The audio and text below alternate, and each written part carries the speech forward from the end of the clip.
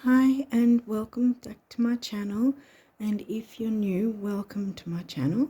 I'm continuing with the rising sign videos, and I've been fairly late this month because I've been sort of busy trying to get certain things done, as well as getting things done for the channel as well. But yeah, anyway, we're up to the sign of Virgo, a Virgo rising sign for the month of June, obviously. Now, just a couple of quick headlines are that we already, you already know that Pluto's retrograde, so not really covering that right now, but yeah, it might come through the reading, I don't know yet. But yeah, so we're going to have Venus retrograde though next month, and the reason I'm mentioning Venus retrograde, if you haven't seen any of this month's other videos that I've already posted before this one, yeah, Venus is turning retrograde next month, around about, I think it's the 22nd of July. And as I was saying, the reason I'm mentioning that is because if you haven't seen these videos before, then I want to explain that the same with Mercury retrograde, where it's not just, most people just consider the phase itself, the retrograde phase, and that's it. But there's three phases. There's the pre-shadow, the retrograde, and then the post-shadow. So, and that's the same with any planet. The outer planets that are slower movers, like say Pluto, because Pluto's 248 years before he comes all the way back to the same sign. So that in that sense, you probably wouldn't really notice too much difference with the pre and post shadow, because when he's retrograde for a long time anyway. But yeah, so Venus's travel speed is almost 3 times slower than Mercury retrograde. And the reason I say that is Mercury retrograde has at least 2 weeks either side, where it's the pre-shadow and then the post-shadow phases. So yeah, I'm guessing at the very least it'll be that we'll feel the energies of Venus retrograde's pre-shadow from the start of July, but I also feel that it's a bit longer than that, and we're going to feel it at least halfway through this month of June. That's my opinion.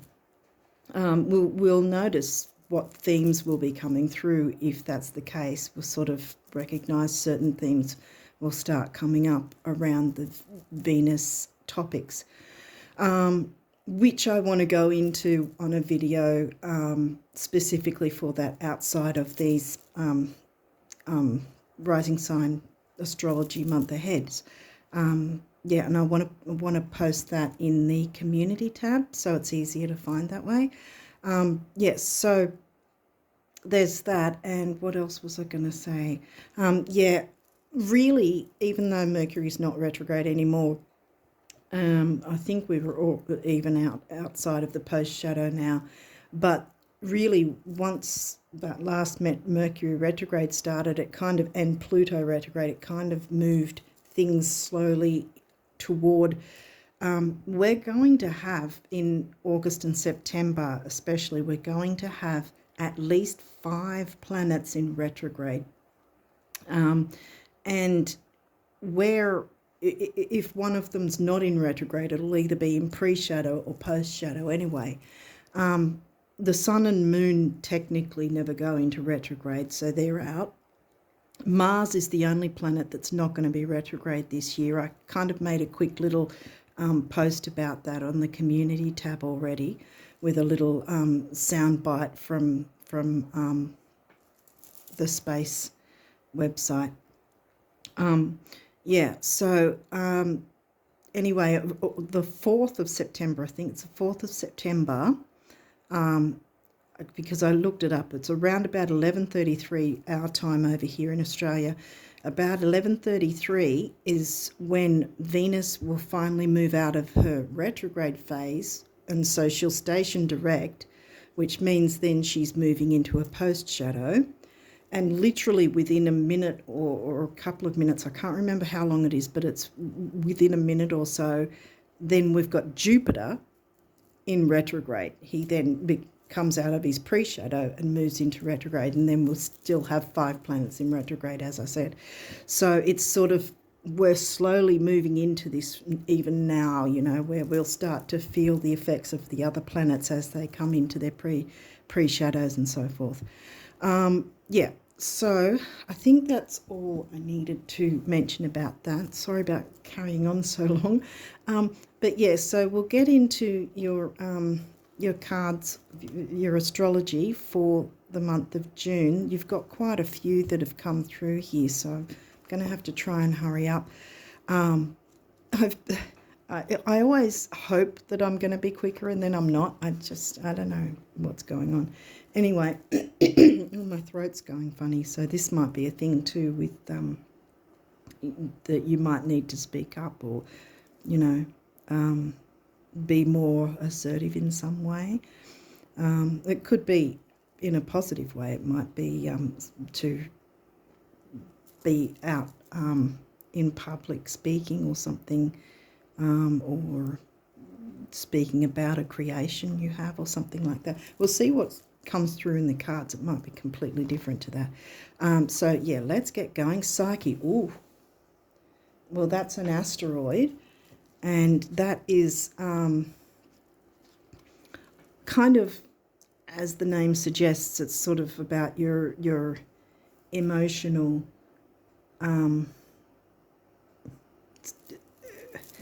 your psyche, you know. How do I explain it?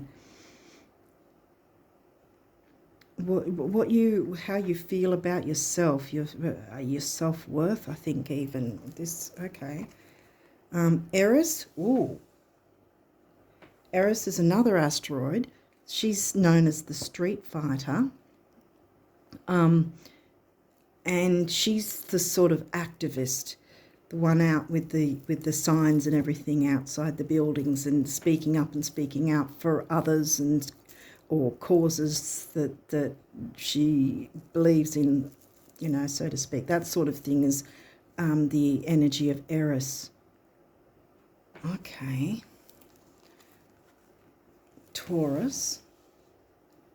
There's Taurus for you. It is 9th house.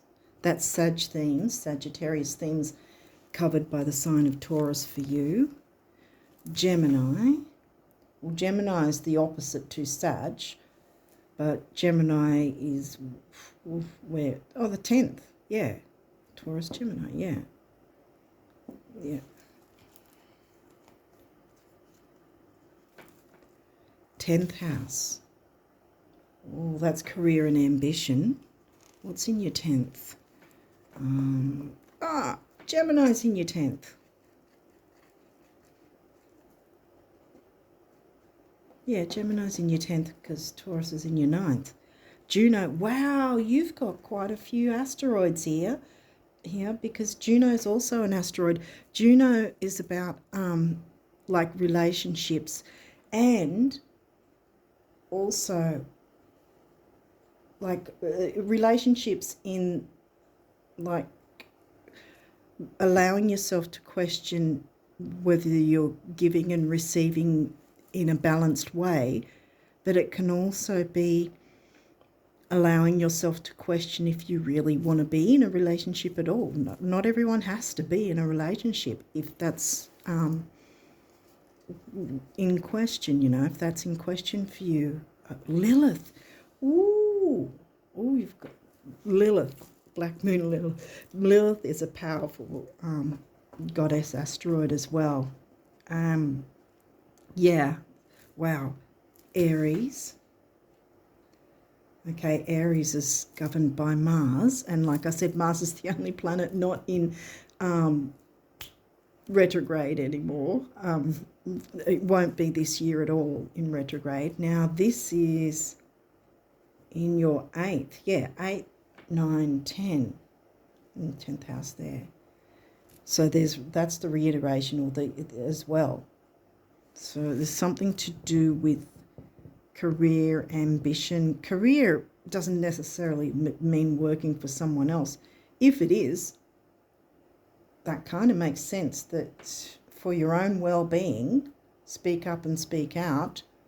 Choose whether you want to be involved in whatever this is. Lilith's going to back you up because Lilith doesn't take any prisoners. She's just like, that's it. I'm not accepting this or whatever. Wow, that's some powerful energies right there. 4 asteroids. Wow. Okay, the 5th house. Well, that's Leo themes, not in Leo for you. Just read here.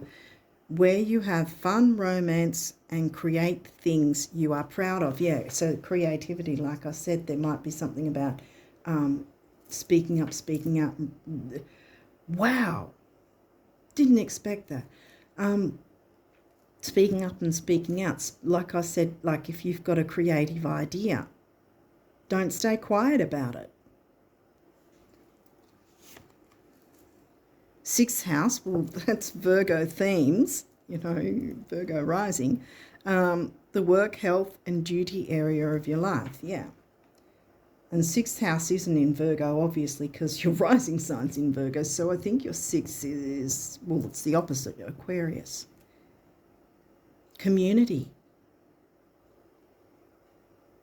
Something about, because with career readings, an astrologer will look at 6th and 10th house. You've got community in your 6th, and you've got communication in your 10th. So something with communicating with your community in some way, or having some sort of community. Aries again. Wow, okay, well that's reiterated twice too. And that's in your 8th house, which is deep Scorpio themes. The energy around you is dynamic and spontaneous. Crusading impulsive action is likely. Crusading, yeah. Look at all the crusading. None of these asteroids are quiet and peaceful and holding back, and, they're wanting to push forward. They're wanting to have their say, so to speak. And so should you. All right, Sagittarius. Well, I talked about Sagittarius being the opposite of sign to Gemini. So where's Sag for you?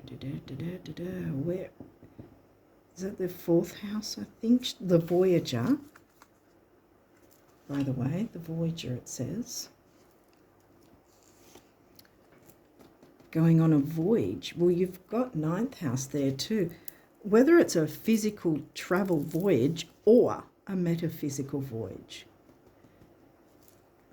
Oh my goodness, 9th house. Seeking. So you've got Sag themes and 9th house come through. That's there, isn't it? Because that's 8th, so that's 9th, yeah, and that's 10th, obviously, there. I was getting confused because of the opposite of Sag is Gemini. So, yeah, that's 9th house, Taurus 9th house. So money and self-worth in the expansive Jupiterian 9th house. That's, that's the connection there with those two. Okay, 12th house, surrender. Well, by the time you see this, we would have already had the full moon, but it will still be in that phase because, as I've said with the other readings, even if you may have missed the phase of the full moon when it happened, you've still got almost 2 weeks until I personally think even an hour before the new moon hits. There is that 3-day window where 3 days before a new moon where it's the the balsamic phase, and it's more about healing and taking it easy and being gentle on yourself, and self-soothing, I think I would say. You know, just really caring for your physical, emotional, mental, all that sort of thing, taking, you know, meditating even, or whatever. Yeah, something's going on with my throat right now. So yeah, quincunx. Well, that's an aspect. It says complexity. So there might be a bit of complexity with this because you've got a few houses jumping out at me. Ninth house is definitely there. Yeah, so you've got 5th, 6th and 12th that have come through. Leo themes, Virgo themes. 9th is Sag themes, but it's in Taurus. 12th is Piscean themes, and it's in Leo for you. Wow, right. Yeah, Leo. Yeah, that's Leo, yeah. So you've got a bit going on. So what have we got? 5th, 6th, 9th, 10th, 12th so far. What else have we got here? Sextile. That's good because look, see, it says opportunity. Sextiles and trines are the ones that are the easier aspects, because these two are aspects here. This is complexity, which doesn't necessarily mean it's difficult. It just means there's a lot going on. Because look how many, you've got 4 asteroids here. That's quite a complex mix of things going on. So there's, yeah, Chiron healing, right, yeah. So there's a lot of healing, perhaps self-healing, I think, and looking into these things of relationships, speaking up and standing up for yourself, and looking after your own emotional and mental health, physical health, and Lilith, you know, taking on some energies of Lilith and sort of going, I'm not going to stand for less than what I deserve, you know. And yeah, exactly. You shouldn't have to. Gemini, the butterfly. We've got Gemini there again. So 10th house is coming through again. 3rd house, which is Gemini themes. And that is in Scorpio, which is opposite to Taurus. Yeah, because it's 9th and 3rd. Yeah. Perception. So again, with the communication thing, Gemini themes, because Gemini themes cover the 3rd house, even though Gemini for you is in the 10th. So a lot to do with communication, being a social butterfly. Well, this, yeah. And I keep having to clear my throat. So something needs to, you need to speak up for yourself, I think. Because like Eris, it could be that you need to speak up for others.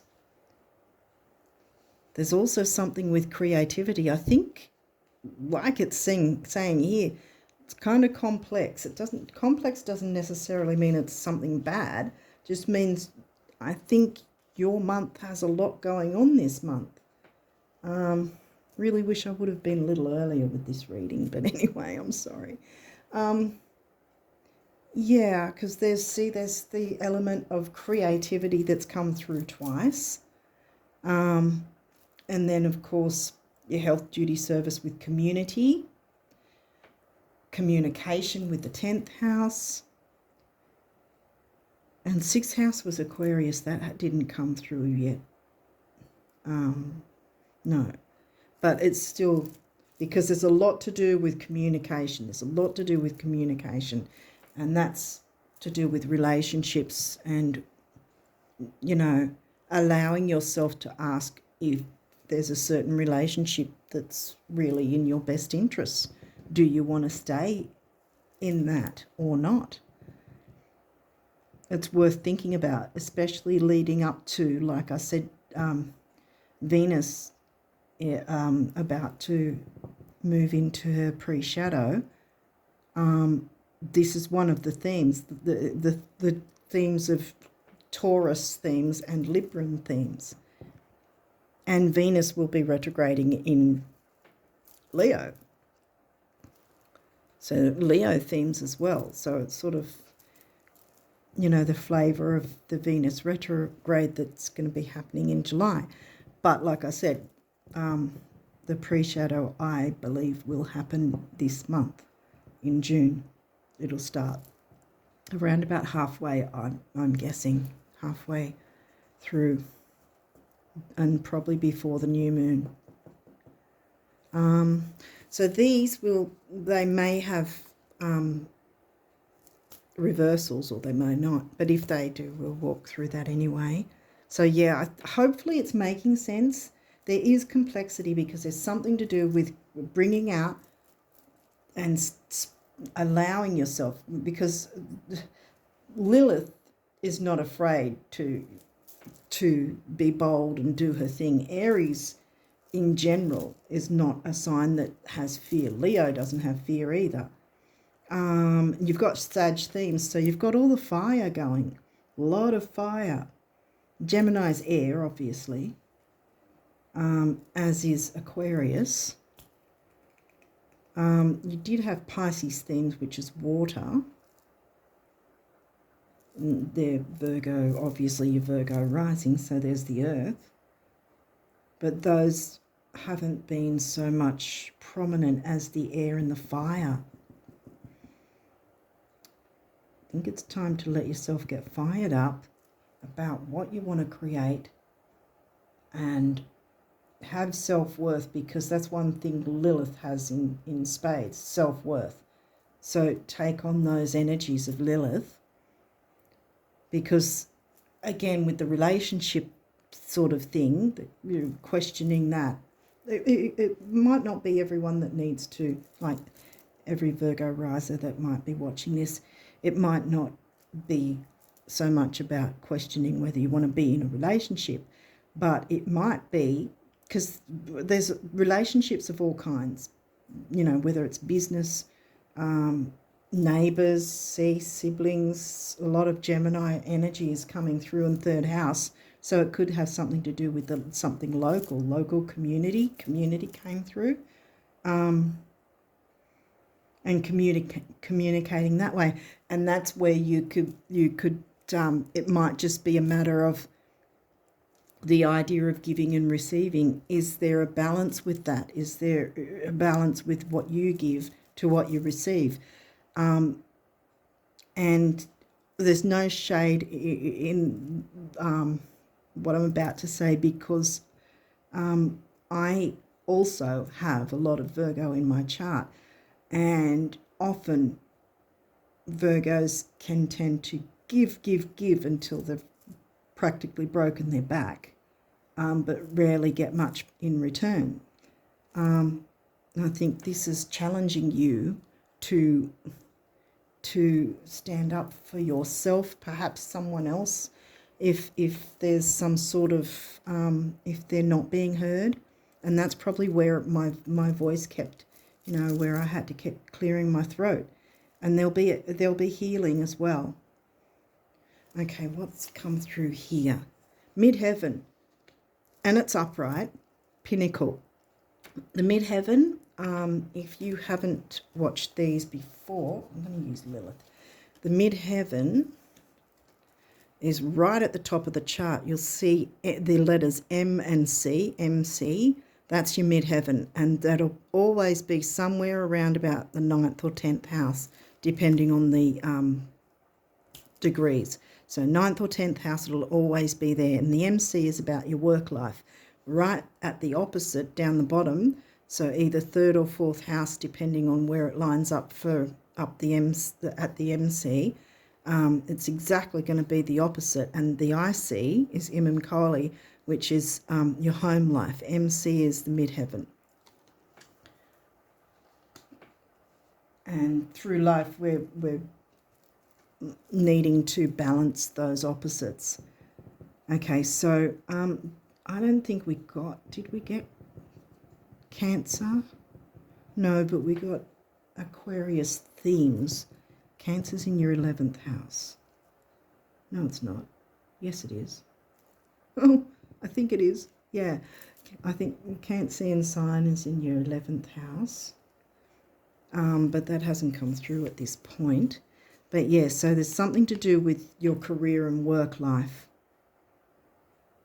And if you're not speaking up or someone else isn't speaking up, it's time that they did.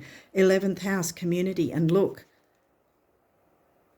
yeah, because it's in reverse. So to me, that makes sense. Something's going on for some of you where the communication might have been a bit skewed, or whether someone, whether that be you or someone else, because we've got Eris, and Eris sometimes speaks up for others, not just herself. It might be either you or someone else hasn't been speaking up, and that's why it's in reverse.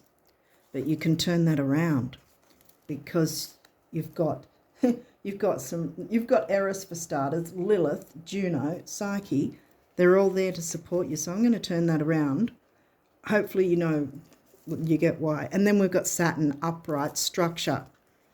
Yeah, and that's also because that is upright. And see, even though this was in reverse, structure and stability isn't always a bad thing. And you might have, or someone else that you know needs to speak up, might have a certain idea of structure in some way that would be beneficial for the community. And if, maybe they need a bit of support in having the courage, Leo, the lion, courage to speak up and speak out and say, hey, how about we try X, Y, Z? Or maybe that's you. Either way, this can be turned around with a bit of structure and stability.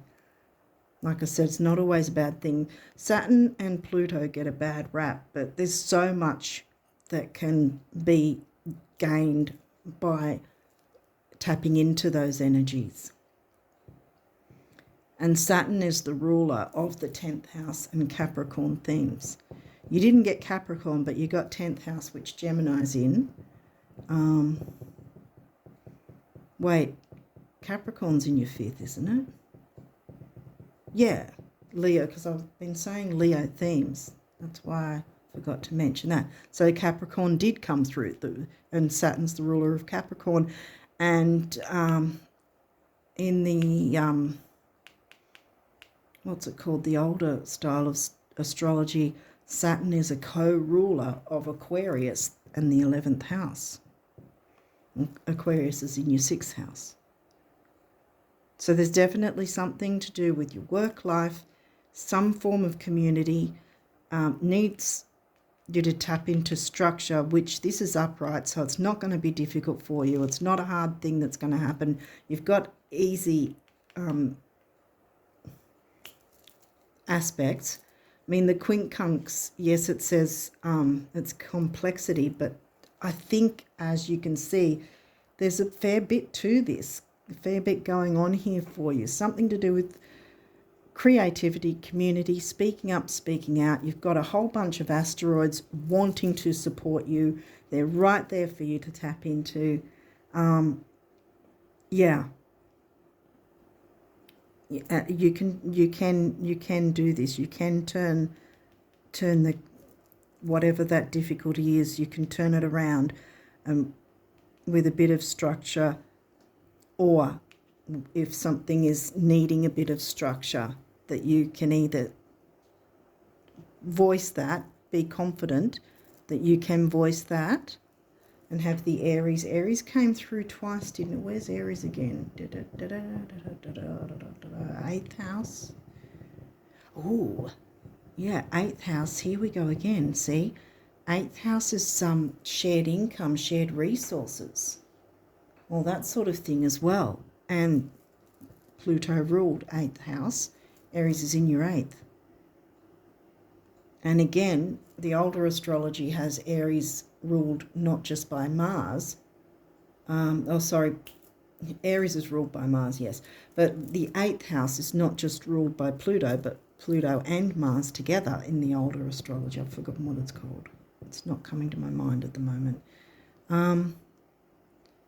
Yeah. Okay. Hopefully this is making sense. I don't know if I've explained it well enough.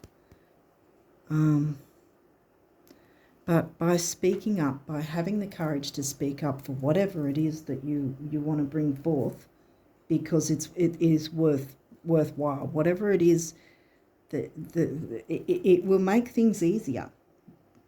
Whether it's some idea that someone else has or you have, and you need to maybe you would benefit from supporting whoever it is to have the courage to speak out and speak up about whatever structure or plan or whatever will be helpful for the community, or it's you. And you can tap into all these 4 asteroids and all the other energies and bring it about so that this is no longer upside down and everybody is working together for a common goal, and there's structure and stability again, which Saturn loves. Saturn will absolutely support you if you, being Virgo, you are obviously already, in some way organised and have a certain structure and whatever. So maybe if it's not you, it might be someone who may not have so much Virgo that they need to have a bit of help to sort out the structure to be able to bring this idea into fruition, to help the community and the communication go better in general. See how there's many hands make light work kind of thing, that everybody has a place, a position, and they can, it can all be organised and the structure can, it can work, what's the word for it, seamlessly, I think. What is it called, like a well-oiled machine? I think it's called something like that. Each person has their place and it can all work in unison. So maybe it is that someone who's involved in this may not have the ability to be as structured and organised as you, and this is where you can then bring that into the fold and help them to be able to express. We've got express somewhere, didn't we? Help someone to express what the idea is and get the structure sorted out, and from there on it'll all work well for everyone. Whatever it is, it's going to improve, whether it's you that needs to speak up or someone else. I think we've covered it. Okay, so what is the numerology for the Virgo risers for the month of June? What do I need to know? What do the Virgo risers need to know? Hope I haven't missed anything. I really hope I'm making sense. It's sort of, it just feels, whoop, flew across. I was going to say it just feels all over the place in a sense, but I come back to complexity because there's a whole bunch of moving parts to this, I want to say.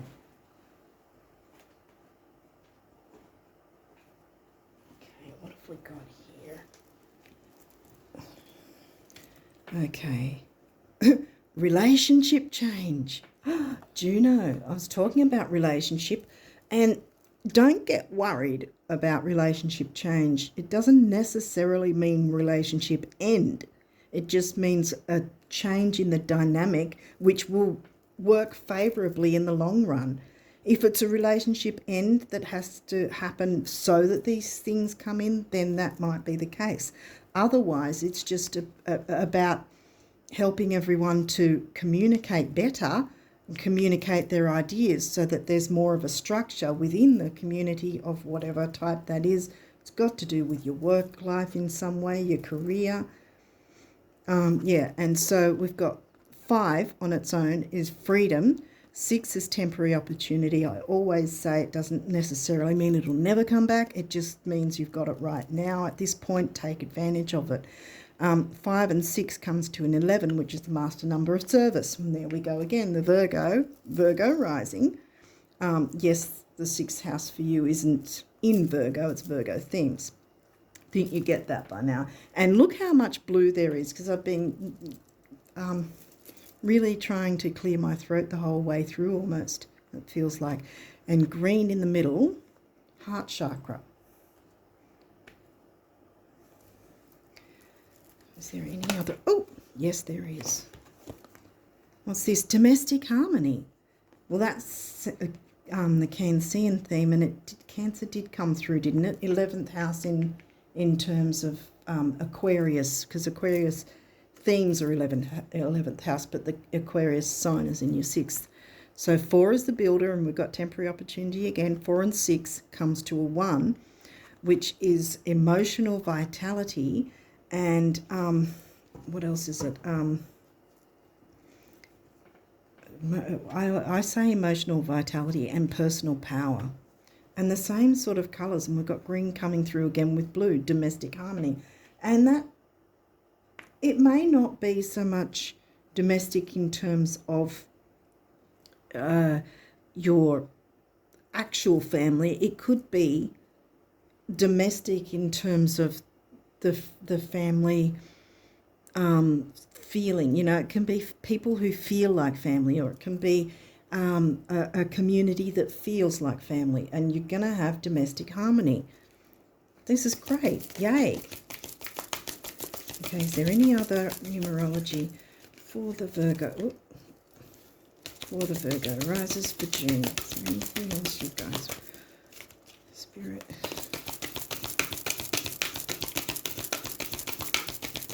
I think that's it. Yeah, no, I think that's it. That's all Spirit wanted to say with the numerology. So we'll jump into I'm going to move them across like this. We're going to jump into the what the universe wants you to know about abundance. Whoops, straight away. Oh, that one looks like it wanted to come through. Abundance for June for the Virgo rises. Is there any other? Go through. Oh, I think there was one just then. If it wants to come through, it'll come through. Just to be sure. Virgo rises abundance messages. Okay, I think.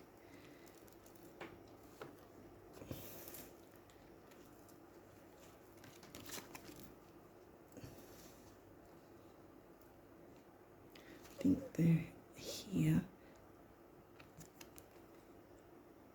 I don't know if it's clear enough there, so sorry if it's not. One of abundance's many corollaries is that the brighter your light shines, the more you attract everything, moths and butterflies, at which point you begin learning what to celebrate and what to let fly on by. Or whom. Here we go again. Relationship change, Juno, domestic harmony. Flame on the universe. Yeah. Like moth to flame. Why did I not pick up on that until all this time? Flame, you know, moths to a flame. Get rid of the moths, you want the butterflies.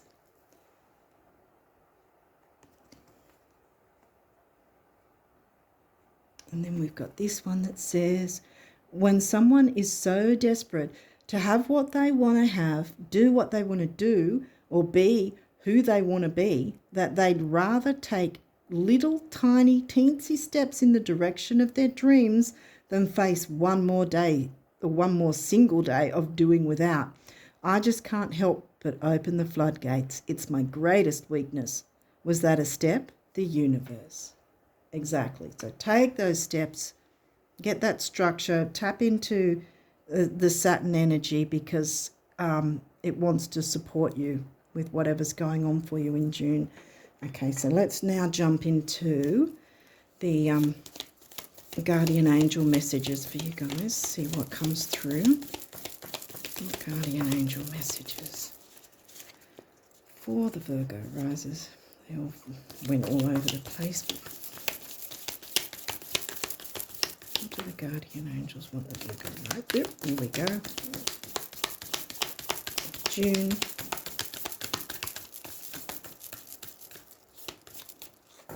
I think we're yeah. Wow, that's 222. It's usually more than that. Okay. Well, what have we got here? Eternity. We'll jump into this one first. Conflict. I'm not surprised this has come through. It sort of seems like a theme. Feelings which you have suppressed for a very long time. Yeah, suppressed. Are yearning to be acknowledged and expressed. Tap into Juno and Lilith. Yes. Really, all of them, they're going to help you. And you'll get that balance that Psyche wants to give you.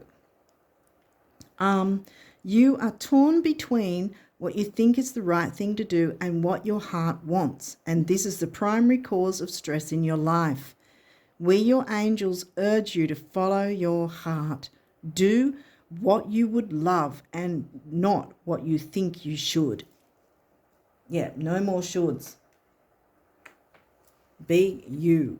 Okay, now eternity. Gently move your awareness from the external world to a world of light within your heart. Allow each breath to heal you, Chiron healing,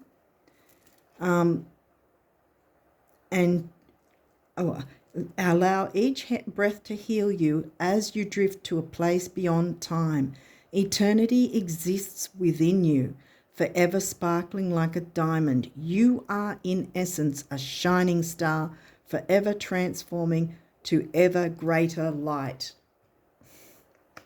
You're a shining star, so allow yourself to flame on.